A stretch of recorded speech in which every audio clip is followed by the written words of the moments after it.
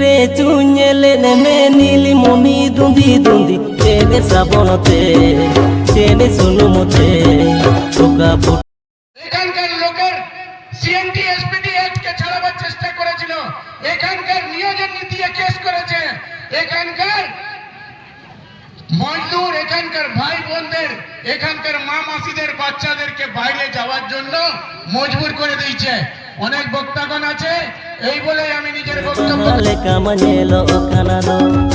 চেনে শ্রাবণতে চেনে সুনুমতে পোকা ফুট বাহালে কামানেলো কানাদো हम हो तो या कुछ थोड़ा